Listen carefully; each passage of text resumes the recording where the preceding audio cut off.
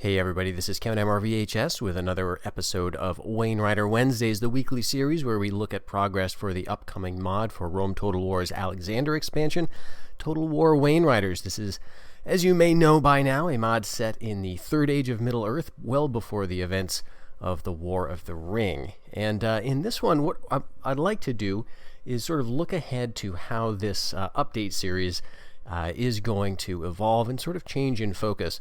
For the past several months, we've had weekly updates looking at the campaign map. Now, that sequence of campaign starting positions for each of the factions sort of paired with an earlier set of videos that I did looking at the battle map side of things, where I previewed the unit rosters for each of the factions in Wainriders. Now, with those two preview series behind us, work, of course, continues on the mod, but not all of that stuff is going to merit a visual preview, as you may well imagine.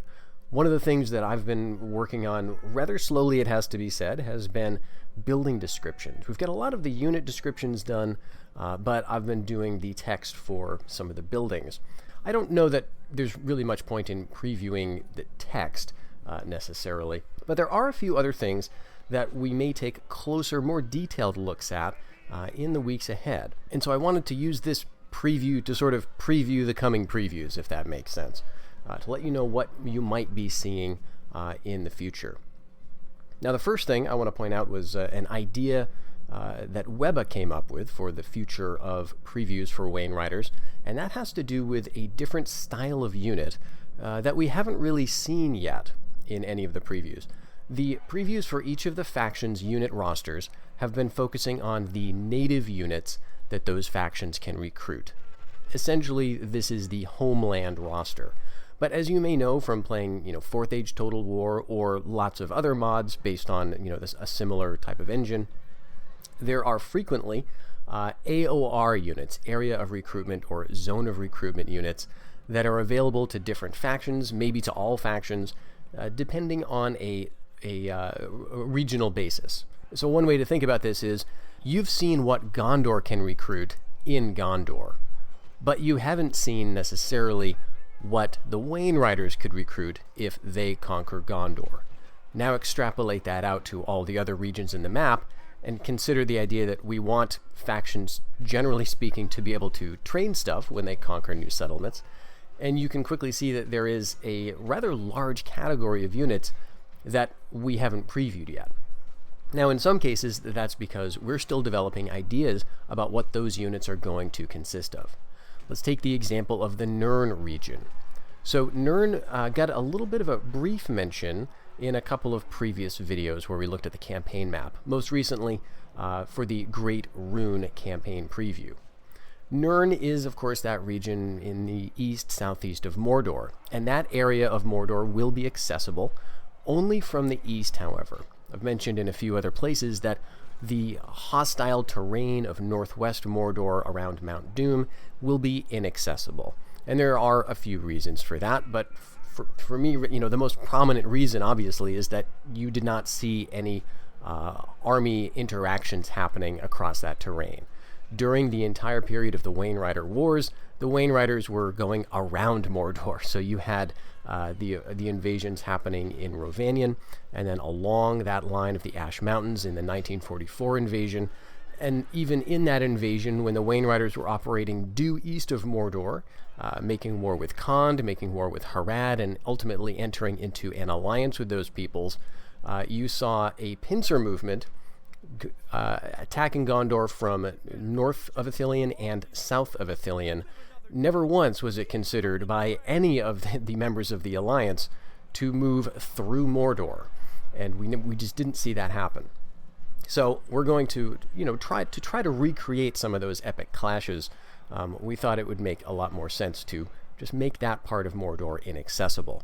But Nurn, we thought it made sense to keep that open. We've always had an idea that Nurn would not present an opportunity to represent a full-fledged faction, but would represent an opportunity to include some new units, some different unit types that you might not be able to see in other places. So that's one thing that we're developing currently. Ideas on what you can expect to train in Nurn, especially for factions like Khand or Great Rune, who will be very close to that area initially.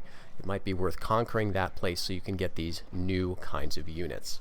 Another category of unit that's somewhat related to this idea of the local levy type units or area of recruitment units is the factional mercenaries. And this is something that's been certainly in my mind since Webba was involved in the mod in the very earliest days and convinced me to move it over to Alexander's EXE because that allowed for these unique options. One of the unique options that comes with using Alexander is the option to specify certain mercenaries as being accessible to certain factions only. And so that gives a really interesting new flavor. So if you are playing Great Rune, you might have certain mercenaries that are trainable in Rovanian but are only available to you. And then as you move into different places, there might be different mercenary pools that open up, but again are only available to certain factions. So another area that I do want to discuss, and again to sort of preview the discussion here and maybe come back in another week with some more specific thoughts on it.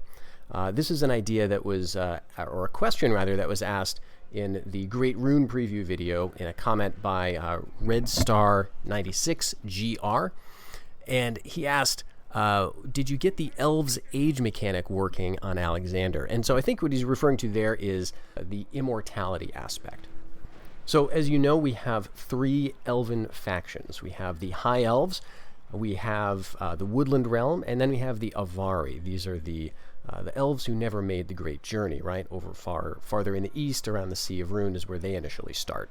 Now, of those 3 factions, the High Elven faction is the one that is going to have the highest concentration of characters who are going to be familiar to readers of The Lord of the Rings. We've mentioned before that not all of these characters may be represented as actual family members, generals, for example, on the map. Nevertheless, some of them need to be actual generals. And so for those, we do not want them to die of old age. The way Elven immortality was handled in 4th Age was simply to change the text message that appeared when a family member died. We changed that to, the character sails off into the west, essentially. And for the time period in which that mod was set, it made a lot of sense. Elves were leaving the world, so you could certainly say that by the 4th Age, your family member elves would get tired of Middle-earth and depart. That is, of course, not going to fly in the Wainrider period, but there is a problem that could potentially arise if we assign the immortality trait to every single elven character in all of these 3 factions. And I'm not sure exactly how that's going to play out. You may know when you're playing Rome Total War, there seems to be an increase in adoption offers, an increase in children being born, an increase in marriage offers when your settlements increase. So as you conquer more, the game throws more family members at you, essentially. If you have a lot of family members already and you're losing territory, or you haven't expanded your territory, then the game slows down giving you those generals. So there seems to be this relationship, or this ratio, that the game tries to maintain. So what that would mean probably is if you have all of your characters in the faction being immortal, you're not going to get any new characters for a while. So there are a few different ways, to think about this. One, is that a problem? Does that play fine? Or is that something we may want to change? For example, do we want to allow some elven characters to sail off into the west? So we could have some of the important characters be immortal, but some of the not so important characters, some of your random generals, potentially sail off into the west. We'll see how that goes. But elves are not the only factions to potentially see some interaction with this immortality trait. We, of course, have a couple of dwarven factions. Technically, there are 3 factions with access to dwarven units, but only 2 of them are dwarven factions in the sense of having dwarven family members. For them, they could benefit from the immortality trait potentially. But, of course, we have some questions. Again, do you want all of your family members to be immortal? Do we want to limit this to certain characters? For the Durin's Folk faction, we will, of course, have a Durin, I believe, who is king at this time. Again, do we want to extend that trait to other members of the faction or not? And then, finally, we have Manish factions who are rather long-lived. So we have Dunedain, right? We've got, of course, Arnor, and we've got Gondor, and both of those factions have famous kings who have long lives, lifespans that stretch beyond the usual limits available to Rome Total War players. For those factions, too, we may have an option with the Immortality trait. This is an understanding that I have based on discussions with Eridan. I do want to be clear that my understanding of how this trait works is not perfect, and so if you want to correct me on any of this, feel free to jump into the comments and do so. But my understanding is, because this is a trait, Rome Total War actually has a lot of functionality with its traits, and there are all sorts of interesting things you can do with them. One of the things you can do is grant a trait and then take it away after a certain period of time. So one option that we might toy with regard to the Dunedain factions is giving them that Immortality trait as an sort of invisible trait, something that you wouldn't necessarily be able to see on their character sheet.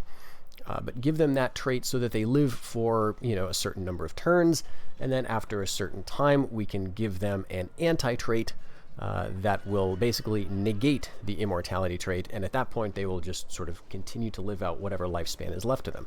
And that could get us in the ballpark of some reasonable Dunedainic lifespans.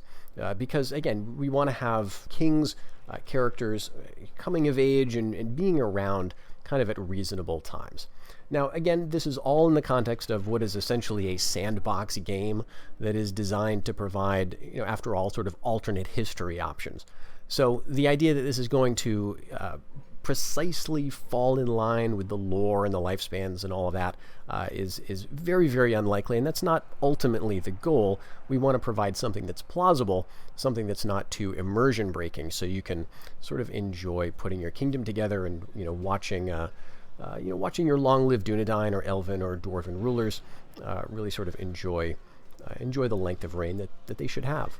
Another topic that might be just fun for some conversation is the idea of victory conditions for these factions. Now, we haven't settled precisely any plans on what these factions are going to have to do. There are some options, but if you just sort of toss around, the typical ideas of what would you need to conquer, what would you need to hold in terms of settlements, in terms of numbers, that'll be sort of an entertaining exercise to consider at least. But then we have some other options, again brought to us by virtue of the Alexander EXE. That is I believe it's called the Survivor trait, or the Survivor victory condition that you can set, which determines a particular character who must survive in order for your faction not to be defeated.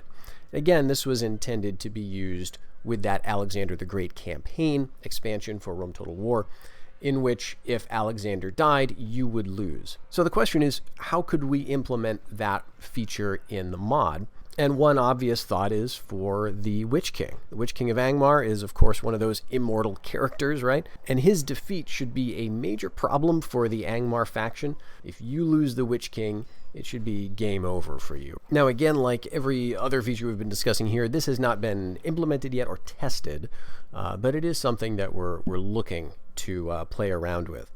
Now, again, this update is more of an update about the updates than necessarily an update on the mod, but nevertheless, after finishing that series of campaign previews, I felt it might be good to just give you all a heads up about what you might expect in the coming previews. I'll try to have something every week. Maybe we'll just do custom battles here so you can look at some of the units, I guess, if that's something that you'd be interested to see. But, there may be a gap here or there as we continue to work on the mod and really try to get something together that can be previewed in a more comprehensive way. At any rate, I hope you enjoyed the visuals here of a couple of factions fighting it out. We've got, of course, footage from custom battles from Gondor versus Great Rune and the Avari versus the Orcs. And if you want to see more about those factions, of course, you can take a look on the channel. We've got a playlist here of Wainriders previews and updates. Thanks very much for watching, and I'll see you in the next one. Till then, everybody, take care.